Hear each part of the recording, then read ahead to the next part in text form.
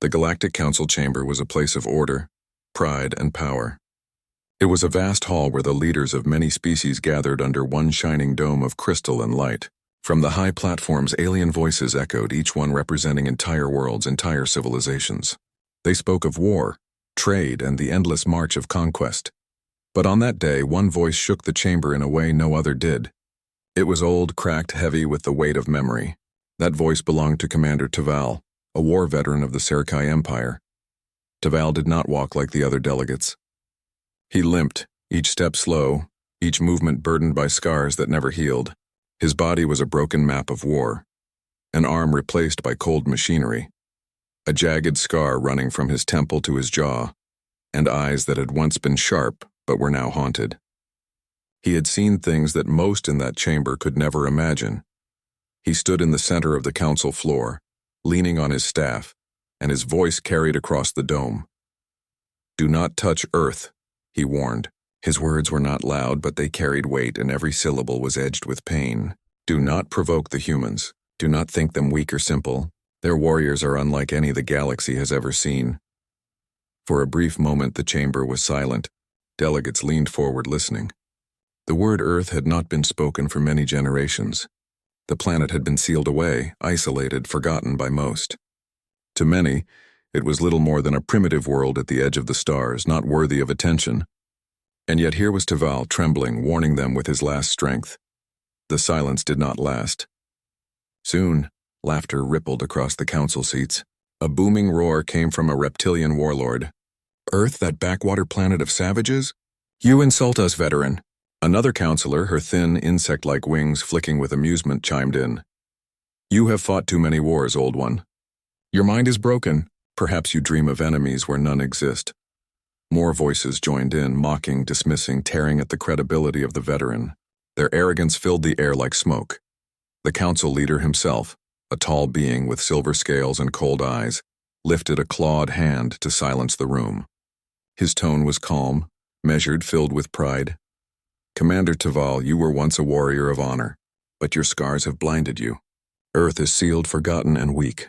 To fear such a place is madness. Do not waste the council's time." Taval lowered his head, his breath trembling. He had expected this. He had expected their pride, their blindness. Yet still he had come. Still he had spoken. Because someone had to. He raised his eyes again, and though they were tired, they burned with a quiet fire. "I do not speak of numbers or fleets," he said softly. "I speak of will. I have faced humans in battle. I have seen their warriors fight even when their bodies were broken, even when their cities burned. They do not yield. They do not kneel. To face them is to face death itself." The council erupted again, mocking his words. But Taval did not flinch. He simply stood, silent now, letting their laughter wash over him like a storm. In his heart, he felt the old fear rise again, the memory of fire, of blood, of human eyes staring at him with unshakable defiance. He turned and left the chamber, his limp echoing against the polished floor. Behind him, the council continued with their discussions, already forgetting his warning. But Taval knew. He knew the galaxy's arrogance would one day cost them dearly. He could already hear the future in his mind, the roar of human war drums, the thunder of their defiance. And when that day came, the council would remember his words. They would remember the old, scarred veteran who had tried to warn them. Taval sat alone in his quarters after leaving the council chamber. The echoes of their laughter still rang in his ears. To them, he was a relic of the past, a scarred fool trapped in old wars. But they did not carry the memories he carried. They had not seen what he had seen. He closed his eyes, and at once he was no longer in the quiet chamber. He was back in the smoke of battle years ago on a planet the galaxy had long forgotten. Earth. It had begun with pride. The Sci-Fi Empire, confident and strong, had sent fleets to conquer a small blue world. Their intelligence said it was a primitive place, weak and undefended. Its people were scattered, its weapons old, its technology behind. Easy prey, or so they thought. Taval had been young then, a commander eager to prove himself. His ships had entered Earth's orbit with banners of conquest. He remembered the sight of the planet below, oceans glowing in the sunlight, green land stretching wide, a jewel of life. His orders were simple: take it, bend it, break it if needed, and at first it was simple. Alien weapons tore through cities. Skies burned red. The screams of humans filled the comms. They fell by the thousands. Victory seemed certain, but then something changed. The humans did not surrender. They did not beg. They did not cower as other species often did under the might of galactic empires. Instead, they rose. They fought back with weapons far older, far weaker than the invaders.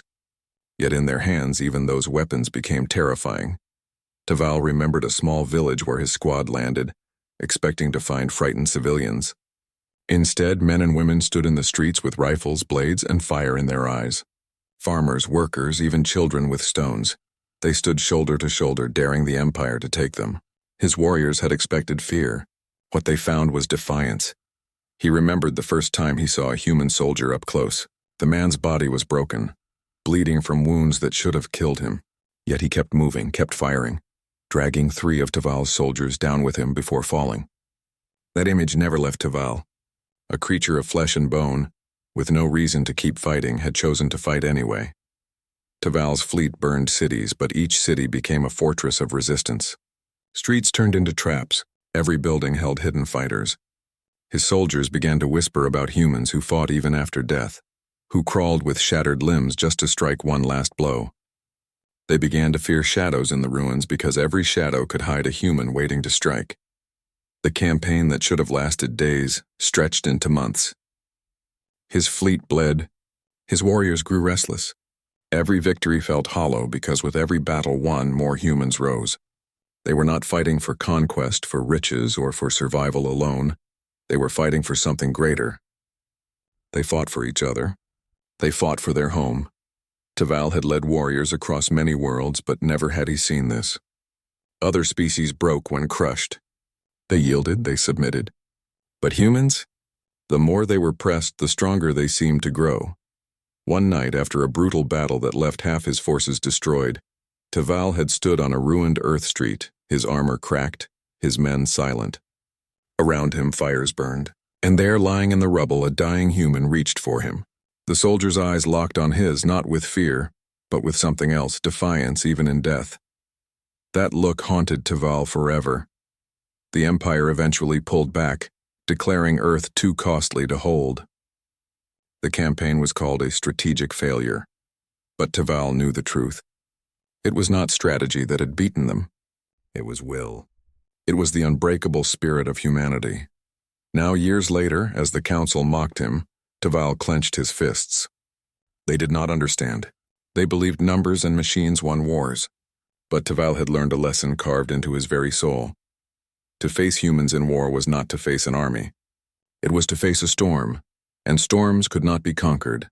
The Galactic Council chamber was alive with energy. The delegates had returned to their seats after listening to the trembling warning of Commander Taval.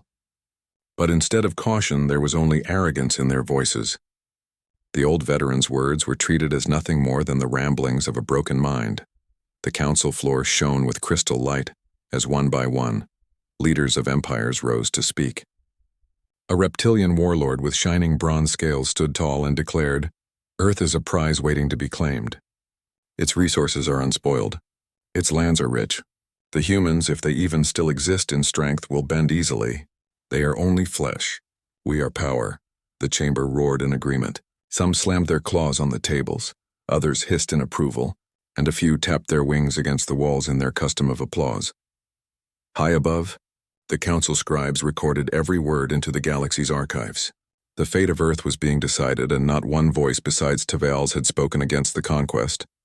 Another figure rose, an insectoid ambassador with shimmering blue wings. Her mandibles clicked as she spoke. "We should not delay. The galaxy grows hungry. Our fleet's hunger for expansion. Earth will be taken swiftly, and its people will serve as laborers or perhaps soldiers under our rule. What threat can primitives bring against the might of the Council?" The crowd murmured in approval.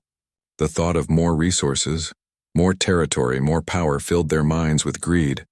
Only one figure sat quietly at the far end of the chamber, Commander Taval. His face was shadowed, his metal arm resting heavy against the bench. He did not interrupt. He knew his words would only be drowned out again.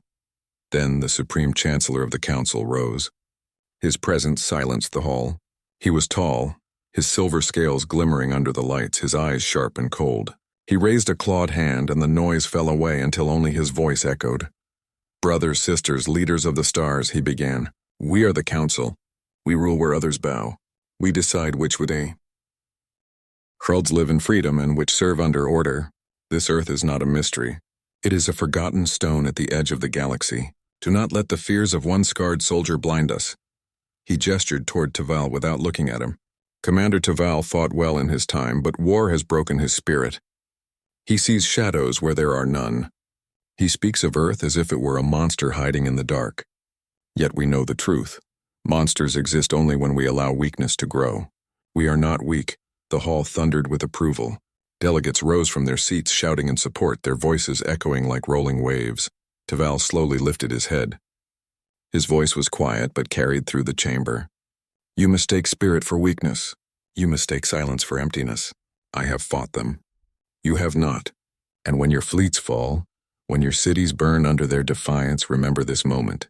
Remember my warning." The council erupted with laughter. One young ambassador sneered down at him and shouted, "You speak of humans as if they are gods. They are not gods, veteran. They are dust. They are bones waiting to be crushed beneath our boots." Another laughed so hard his voice cracked. "Perhaps the war broke not only your body, old one, but also your mind. You see legends where there are only animals." The Supreme Chancellor raised his claw again, silencing the noise. He gave his final words, his tone sharp and full of pride. "The Council has spoken. Earth will be claimed. The humans will kneel or they will die. That is the way of the galaxy. And no ghost of the past will stop us." Taval closed his eyes. The laughter, the arrogance, the pride, it all echoed in his mind like a storm. He had done what he could. He had spoken his truth. But they would not listen. They would not believe until it was too late. As the session ended and the council moved to other matters, Taval rose slowly and limped out of the chamber. His heart was heavy, his soul burdened. He could feel the shadow of the future pressing down on him. For he knew that Earth was not dust. Not weak, not broken. Earth was waiting. And when the humans rose, the galaxy would tremble. The fleets of the Galactic Council moved like a storm across the stars. Hundreds of ships carrying weapons of fire and steel sped toward the blue planet at the edge of the spiral arm, Earth. They came with banners of conquest, with confidence in their voices, and with laughter on their lips. From the command decks of shining warships, alien generals spoke proudly. "This will be quick. This will be clean. Earth will fall before the galaxy even notices." But Earth was watching. Earth had always been watching. For centuries, humanity had been silent, sealed away from the rest of the galaxy. While empires rose and fell, while wars burned across the stars, Earth stayed quiet. To outsiders, it looked forgotten, primitive, harmless. But under the silence, something else had been growing. In hidden bases deep under mountains, in research stations buried in ice, in secret orbital platforms cloaked above the skies, humanity had prepared. They remembered the first invasion, the one Taval had fought in, and they had never forgotten. They built, they studied, and they swore they would never again be taken by surprise. When the first alien fleet entered orbit, humanity did not tremble. They did not surrender. Instead, sirens rang across the cities. Old weapons were brought out. New machines powered on. Families gathered in shelters while soldiers marched to the walls. The skies filled with human warplanes, and the oceans stirred with silent submarines ready to strike. The council had expected fear. What they met was fury. On the ground, human soldiers looked up as fire rained from the sky. They clenched their fists and shouted to one another. "We hold the line. We fight for every street, every home, every life." Their voices carried across ruined streets, echoing louder than the alien thunder above. The first bombardments destroyed cities, but from the rubble, resistance rose. Entire neighborhoods turned into fortresses. Families defended their homes with rifles, traps, and sheer determination. Guerrilla fighters struck from forests and deserts, vanishing before the enemy could respond. In space, the aliens laughed when they saw human ships appear, small, outdated vessels compared to the mighty Council warships. But then, those small ships moved with purpose. They fought with precision, striking weak points using tactics no machine could predict. One Council captain sneered as he watched a squadron of human fighters charge directly at his cruiser. "Fools, They will be ash before they reach us. But the human fighters did not turn. Even as their ships burned, they pressed on. The last fighter, flames pouring from its engines, rammed itself into the cruiser's bridge. The explosion tore the massive warship apart. The council captain's sneer died in fire. On the ground, resistance only grew. Human soldiers, exhausted and bleeding, refused to stop. A commander, standing among the ruins of his unit, shouted, "We fight even if it takes our last breath." His men, though broken, rose again, lifting their weapons. The aliens began to whisper among themselves. Why do they not retreat? Why do they not break? The answer was simple. Humanity had awakened. The council believed they were striking a weak world, but instead they had struck a sleeping giant. Every loss only fed the humans' rage. Every death only gave them more reason to fight. Their will was harder than steel, stronger than fire. From the heart of Earth, secret weapons rose, hidden missiles, cloaked warships, and armies that the galaxy had never seen. The humans unleashed their strength not with fear but with defiance. The alien fleets, so confident in victory, suddenly found themselves on the defensive. For every city they destroyed, 2 more armies rose from the ashes. For every soldier they killed, another appeared, fueled by grief, fueled by anger. The galaxy had thought Earth forgotten, but now Earth roared, and the sound of that roar spread far beyond the stars. The war for Earth was supposed to end quickly. The Galactic Council's fleets were vast, their weapons unmatched, and their armies well-trained. To them, humanity was only a small flame to be snuffed out. Yet the flame did not die. It grew into a firestorm. At first, the Council commanders reported victory. Their warships circled Earth like predators. Their armies landed across continents, and their weapons burned through cities. But soon the reports began to change. Fleets went silent. Armies called for reinforcements and then disappeared. The commanders' confidence cracked. In orbit, human warships appeared from hidden hangars in dark space. They were fewer in number, smaller in size, but they moved with speed and precision. Their missiles struck with deadly accuracy, ripping through the weak points of massive alien carriers. Entire fleets began to fall apart under coordinated human strikes. Taval, watching from afar in silence, felt the old pain in his chest. He had seen this before. He had warned them, and now it was happening again. One Council fleet commander ordered a full assault on the Pacific, certain that crushing Earth's coasts would break human resistance. Thousands of alien soldiers landed, filling beaches with fire and steel. But when they advanced inland, the forest turned against them. Human fighters used the terrain, striking from shadows, vanishing into the trees and returning with fury. Entire alien divisions were cut down by soldiers who refused to retreat. When a human squad was surrounded, they did not surrender. They fought until their last bullet, and when bullets ran out, they fought with blades, with stones, with their bare hands. The aliens began to whisper among themselves, their fear growing. "Why do they not break?" one soldier asked. "They fight as if death is nothing," another replied, his voice shaking. Above the skies, battles grew worse for the Council. Human pilots threw themselves into impossible maneuvers, fighting with a courage the galaxy had never seen. One squadron, outnumbered 10-1, refused to retreat. They weaved through alien fire, striking one ship after another until only one fighter remained. That last pilot, engines burning, aimed his craft directly at the alien flagship. His final transmission carried only 2 words: "For Earth." Then he rammed his ship into the enemy's core. The explosion lit up the sky. News of such acts spread quickly. Council generals were stunned. They were used to enemies begging for mercy, not enemies who gave everything, even their lives, for each battle. On the ground, the Council armies discovered a terrifying truth. Every human was a soldier. Children carried supplies through fire. Elders tended the wounded while bombs shook the earth. Civilians picked up weapons and fought beside trained soldiers. Humanity was not just an army. It was a nation of warriors. Taval's words echoed in the minds of the Council leaders. They do not kneel. They do not yield. The war that was expected to last days stretched into weeks, then months. The cost for the Council grew heavier with each sunrise. Their fleets bled. Their soldiers feared the shadows. Their leaders, once so proud, began to whisper in their halls. One Council general slammed his fist against the command table and shouted, "This is madness! No species can fight like this." But Taval, who had been brought in as an advisor, only lowered his head. No, he said softly. It is not madness. It is humanity. And now you see what I tried to warn you of. The battle for Earth was no longer just a conquest. It had become a nightmare for the invaders. For every step the Council took forward, humanity pushed them back 2 more.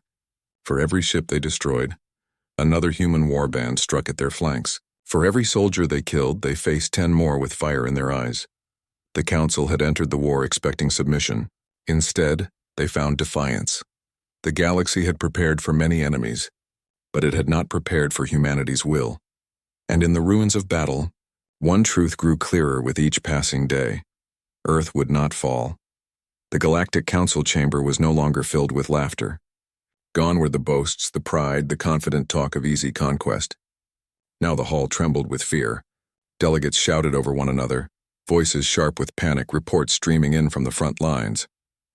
One by one, the holograms of alien generals flickered across the chamber. Their words were heavy, their faces lined with exhaustion. "Our fleets are broken," one cried. "We lost 3 more carriers near Mars. The humans struck from nowhere, their missiles tearing through our shields." Another general shouted, "Entire battalions are gone. They fight in the ruins, in the forests, in the oceans. There is no safe ground. Even when we kill them, more rise from the ashes. It is as if the planet itself is fighting us." The delegates who once mocked Taval now sat trembling in their seats. Their arrogance had been burned away by fire and blood. The cost of the war was beyond imagination. Fleets that had ruled the stars for centuries were scattered like dust. Armies that had crushed worlds with ease were now trapped, hunted, destroyed piece by piece. At the edge of the hall, Commander Taval stood in silence. His scarred face revealed no joy, no triumph, only sorrow. He had warned them, begged them, but they had chosen pride over wisdom. And now the galaxy was paying the price. The Supreme Chancellor rose slowly, his silver scales dull, his voice strained. "We underestimated them. These humans, they are not what we believed." Taval stepped forward, his limp echoing through the chamber. His voice was quiet, but it silenced the room. I told you they do not kneel. You thought me broken, but now you see the truth. Humans are not prey. They are predators. They are warriors, and you have awakened them." Some counselors lowered their heads in shame. Others clenched their fists, unwilling to admit defeat. A young ambassador stood and shouted, "We must send more fleets." "We cannot bow to primitives." But an elder counselor cut him off with trembling words. "More fleets? How many more must we lose? Already we have sacrificed millions. And still they rise. Do you not see? Every death only strengthens their will." The chamber fell into silence. From the front lines, more reports arrived. Human warbands were pushing beyond Earth, striking supply lines, ambushing convoys, even boarding alien ships in deep space. The galaxy had never seen such ferocity. They did not fight for conquest. They fought for survival, for vengeance for each other, and that made them unstoppable. Taval's eyes were heavy with memory. He remembered the human soldier who had dragged down 3 of his warriors even as he bled out. He remembered the eyes that burned with defiance. And now that same fire had spread across an entire planet, across an entire people. The Supreme Chancellor lowered his head, his voice breaking. "We thought them weak. We thought them primitive, but now I fear we have made an enemy we cannot defeat." Taval did not smile. His voice was cold, sharp like a blade. "You have not made an enemy. You have awakened a storm. And storms do not forgive." The counselors looked at one another, their arrogance shattered, their fear plain. They had believed they ruled the stars, untouchable and eternal. But in their pride, they had struck at Earth, and Earth had answered. The galaxy would never be the same again. The stars burned cold and silent above Earth. The war had dragged on longer than anyone had imagined, but the truth was now impossible to deny. The mighty fleets of the Galactic Council were broken. Their armies were scattered. Their dreams of conquest lay in ruins. Reports from the front told the same story again and again. Human resistance had not weakened. It had only grown stronger. Where cities had fallen, survivors rebuilt in secret, striking back with fury. Where armies had been crushed, smaller groups rose from the ashes, fighting with guerrilla tactics the galaxy had never seen. Every defeat was turned into a lesson.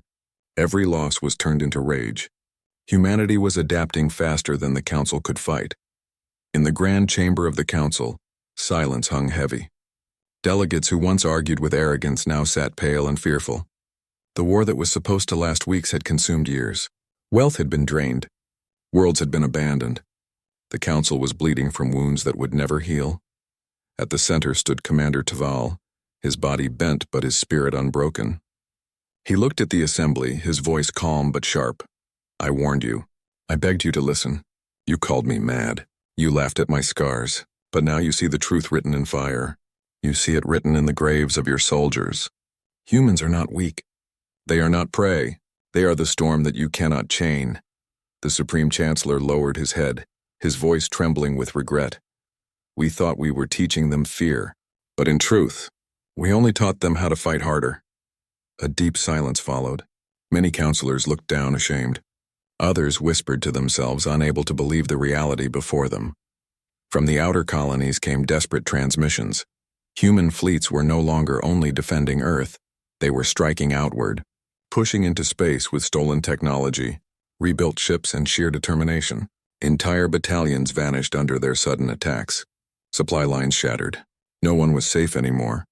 The galaxy had expected humanity to beg for mercy.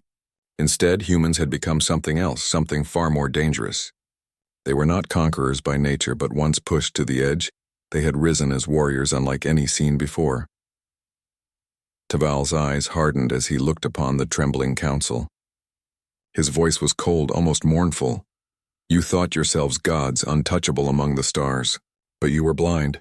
You did not see that Earth forged its children in fire, in struggle, in survival. You did not see that their greatest weapon is not ships or guns, it is their will. A will that bends but does not break. A will that burns brighter with every loss. A younger ambassador whispered, his voice cracked with disbelief. What will become of us now? Taval closed his eyes for a long moment before answering. That depends on you. You can cling to pride and send more fleets to die. Or you can face the truth and make peace, if humanity will even accept it.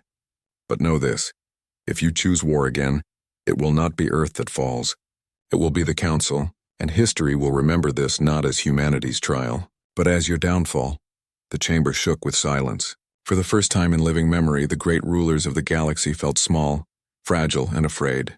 They had unleashed something far greater than themselves, something that could not be caged again. Far beyond the chamber, on Earth itself, survivors raised their flags, their voices carrying into the stars. They were no longer just defending a planet. They were carrying a message to the galaxy. Humanity endures. Humanity fights. Humanity will never bow. And in that truth, the galaxy trembled.